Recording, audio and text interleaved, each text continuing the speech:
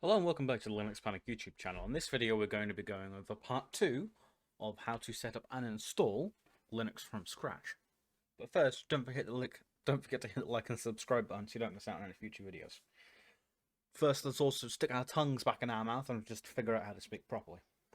So, last video, which I'll leave a card up in the top right hand corner for now, we got into our Mount LFS sources folder after doing the initial setup. So what we now need to do is we need to get our software from software mirrors. So to do that, we need to get two files.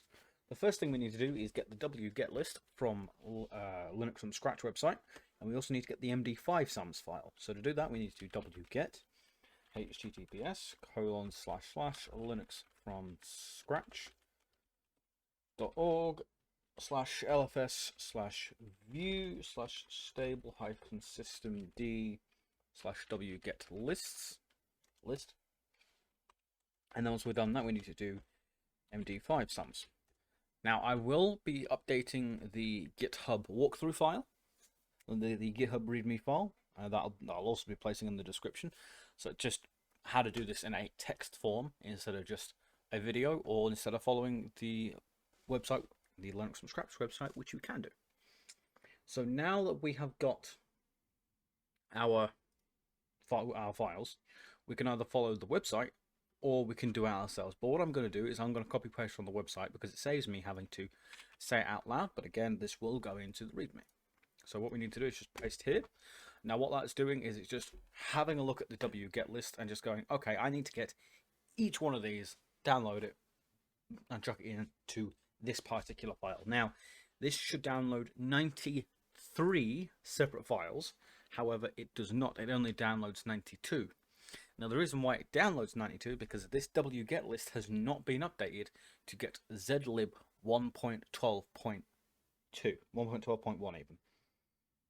Now, I could be wrong. It could be 1.2.11, I think it is, but I can't remember the formation of the numbers because it's been a while, and it's also a pain in the ass to remember the file number iterations when you're looking at 4 different virtual machines at the same time. So I'm going to have a quick sip of my drink, and then we're just going to wait for this to finish. Now, the reason why we want to run the Md5 sums is what that's going to do. It's just going to confirm the Md5 sums of all the files here, and to confirm what we have downloaded is what we have. Now this will say, hey, look, there is an error here. You are missing a file because it's missing the updated version. Now, by the time you come to look at this, and by the time you're coming to watch this video, it could quite easily be fixed. Now, what this is doing is it's just pulling down a couple more files. Now, the reason why I can't see the bottom 4 is because I'm running this in 1440p to be able to make sure the virtual machine hits the full screen. Now that the wget list has gone through and downloaded everything, we need to run the Md5 sums. Now to do that, all we need to do is just Md5 sum -c Md5 sums. And as we can see here, it's scrolled through. I just need to pull this down again. And as we can see here, one warning, zlib 1.2.11 was not found because we don't have it. So what we need to do is we need to come here. This is the version we need. We're just going to download it. Now that we've downloaded it, we'll just need to drag and drop it into this file here. I did not mean to open a Thunderbird. So we're just going to save this. Thunderbird, please go away. Thank you. So we've got this. Now all we need to do is just drag and drop zlib. Apparently I've got the wrong one. However, zlib is there, and now we're just going to run the Md5 sums again. Come back to here, and as we can see, there is now no issues, which is what we want. Now that we've done that, we need to create a limited directory layout. So what this is going to do is just going to create all the layouts that is needed, and we can go from there. So what this is just saying, so all we need to do here is just copy this and paste it in. Now most of this is quite easy copy paste, because it just makes life easier. That's part of the reason why it's been made like this, I'm going to assume, because it's just easier to copy paste most of this. Because if you're doing it like I'm doing and you've got a live USB, you can just copy paste without any hassle. It's just knowing what to copy paste and how to proceed with it. So now that we've done our limited directory layout for the LFS system, we need to come here and copy this. So what this is going to be doing is it's going to make the group LFS for the users. So when we make our LFS user, as we can see, user LFS already exists, because I made a small mistake and I just had to start again. So that's fine. As we can see, the groups already exist, which is fine. So if we do pass wd LFS, LFS, LFS, as we can see, password was updated. So now we need to copy this. So that what this is going to do is it's going to grant the user LFS, or the user group LFS, full access to all the directories underneath the LFS variable. So if we do that, it's just going to say, hey, look, this is a thing. If we do echo LFS, it's just going to say everything underneath mount LFS will be accessible and can be changed by the user. So what we need to do is just copy this, hit enter, and as we can see, it's changed the ownership of LFSlib64 from root to LFS, which is what we want. And then from there, we've set the password and we've set the owner group. So this is correct. Now what we need to do is we need to change into the user LFS. So we do switch user -LFS. Now we are in the LFS user. So what we need to do now is going to setting up the environment. Copy this. This is just going to set up the bash profile to make sure everything is set up correctly. Hit enter. It's also worth getting into the habit of hitting enter a few times, because there are certain pieces of code that will sometimes run, but also not at the same time, depending on how large it is. So for example, this is just one piece, so it's worth just hitting enter a couple times after you run it. So we'll copy this, paste this into here, and as we can see, it's just setting some information for the bash RC. Now we could have added in what I'm about to do next, however, at the same time, it's also important that we know how to do it ourselves. So once we've done that, we need to go into the bash RC. So it's going to be nano bash RC, and as we can see here, everything that we just copy pasted from here is also here. Now what I could have done is I could have done make flags equals apostrophe -J3 apostrophe. I could have added that in, but I didn't, because I'm manually putting it in just so I know that the bash RC file is there as expected, and it is, which is good. So what we're going to do now after doing that is we need to switch back to LFS, and we need to get our super user back. So we're going to sudo -I, come back to the root, and then run this as root. It says important. We must run this here as the root user. So we're just going to paste that in. No output means it ran without any issues, which is the expected outcome. So what we need to do now is just copy this, paste this in, problem solved.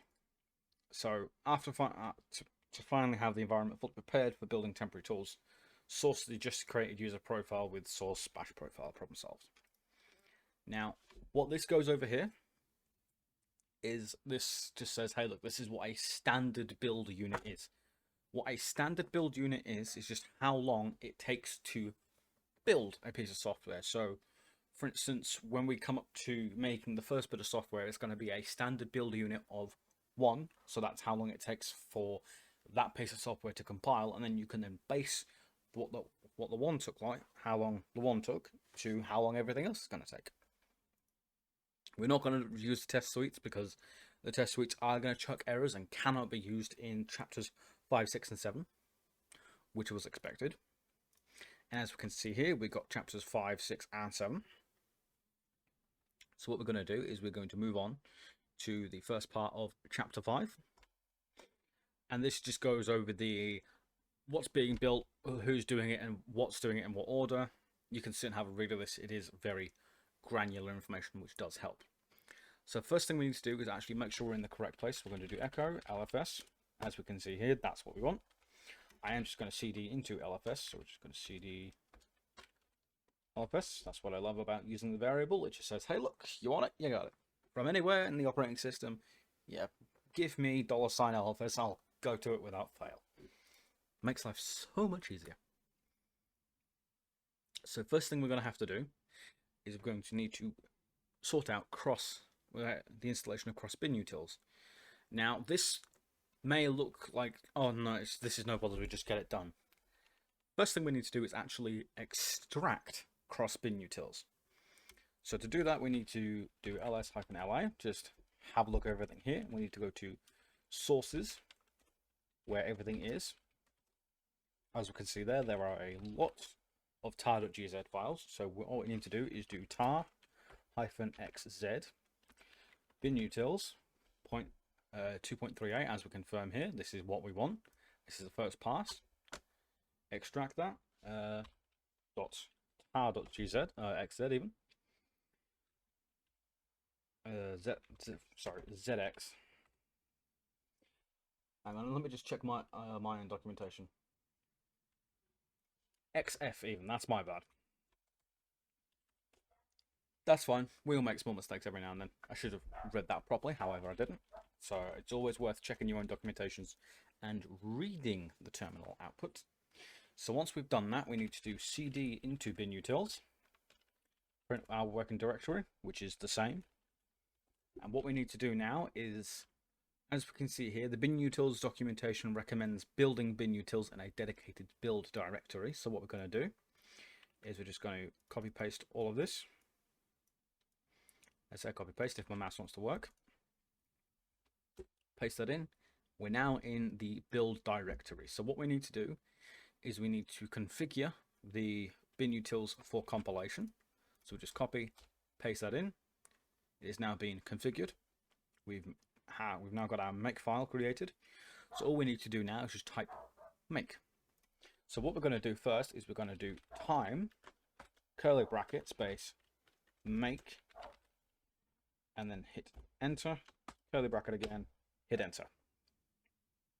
Now what that's done is that's wrapped that in a time script, so it'll record how long it's taken the operating system to do, so we can then time how long things are going to take with our one standard build unit.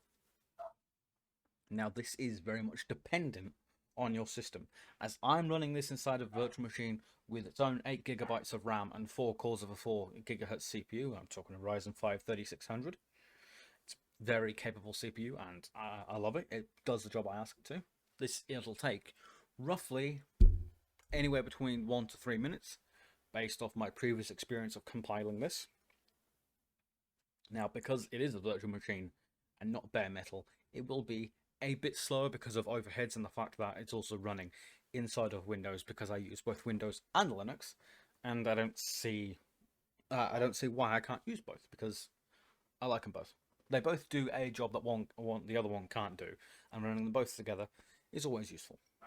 So whilst we wait, remember to have a drink at handy. In this case, I have a cup of coffee, a cold one, mind you,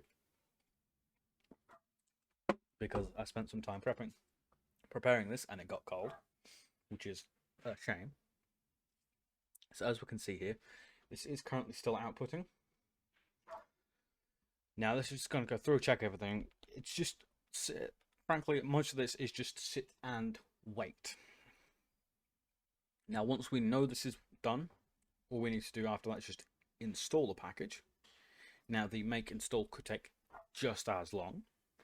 So what I'm going to do is I'm going to stick a list of files on screen after this is made, to show it this is what you need to do. You need to do this list of files, extract them, make them, and then once you're done, CD back out and just delete the folder system, and you're done.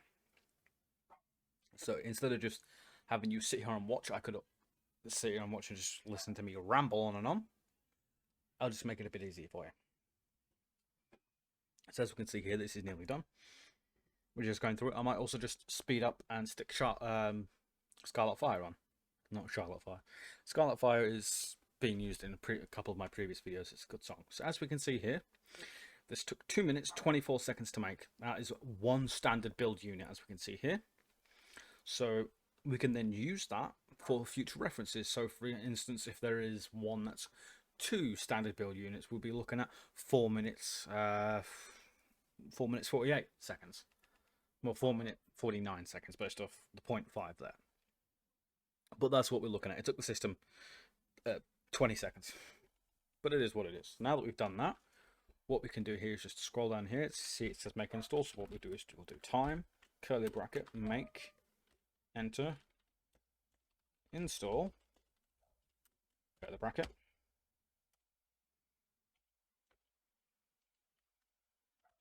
Let's try that again. So we're going to do time, curly bracket, make, install, curly bracket. And as we can see, it's just going to go through. And that took 1.8 seconds. And now we have created and installed bin utils. So what we're going to do now is we're just going to cd./. And as we can see, we're now back in sources. So all we need to do now is rm-r bin utils. And yes. As we can see here, if we just come over to here and just scroll up, we did not catch it, so we're just going to do that. Yes. And grab our file explorer once again. As we can see, we have no more bin utils directory, which means we removed it. As we can see here, this is 11 standard build units, so instead of it taking us 2 minutes 24 seconds, this will take us 20 minutes 24 seconds, roughly, maybe 22, 23 minutes. So what we need to do first is we need to come here. We need, as we can see here, it is GCC. So what we're going to do is just going to hit up a couple times. And we're just going to do gcc.tar.xz. Now this may take a little while to extract because it is, as we can see here, 3.3 gigabytes worth of required disk space. As we can see, it's done. Now we should cd into the directory and copy this. Once we've done that, we just paste it in. That's been hit enter. Remember how I said it's important to hit enter? That's because the move -v mpc 1.2.1 space mp was still there. That's why it's important to hit enter once we see things have been done. Now what we need to do is just copy this, paste this in, problem solved. And here comes the long, monotonous having to wait for things, because it is going to take a while, because it is 11 standard build units. So we could be sat here for quite a while. Cd into the build directory, give it the configuration options that it asks for, but first I'm going to wrap it in a time loop. I'm going to paste it in, and that's just going to go through. It took us 1.75 seconds, and now we just need to do the time loop once more. Space make, hit enter, curly bracket, and that is going to take roughly 23 to 24 minutes, well 22 to 24 minutes based off how long the bin utils took to build. So whilst I wait for this to finish, I am going to pause the recording and come back and just say, hey look, this is how long it took, and just go through up until the end of chapter 5, and then from there we'll be done for this video. So I will be back once this has finished doing.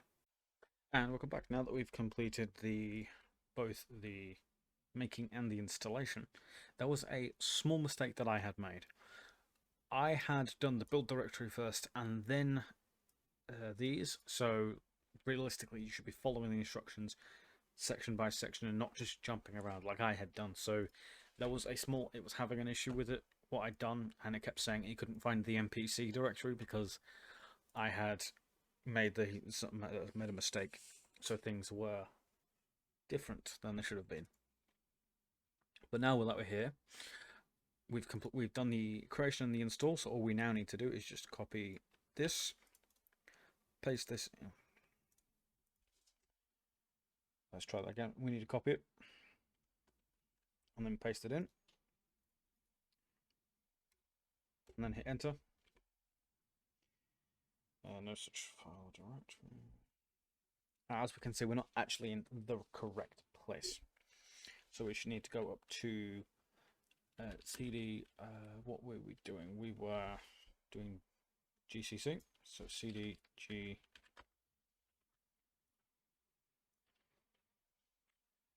So we need to do cd sources, cd gcc, and cd build. Come to here, copy paste this, which we can do by just copy paste, enter. That gave no output, and no output means good. So now that we've done that, we can get rid of the gcc directory by doing cd rm-r gcc. Hit yes on them all, and yes, we can remove the right directed files. So what that's doing is just saying, hey, look, you sure don't want to remove this? We've done it, we've installed it, it's fine, we can remove it. Now, all this is doing with chapter 5, it's just saying, hey, look, this is what you need to do. You just need to do bin utils gcc, Linux headers, glibc, and libstdc++. As we've already done, gcc, the Linux headers are just as simple as this, so I'll do this now. So we need to do tar xf Linux. Now we do extract this, cd Linux. Once it's finished extracting, because it's extracting the entire kernel for 5.16.9, so this will take a little bit because of the size. Now we can cd into it, cd Linux, and all we need to do is just make Mr. Proper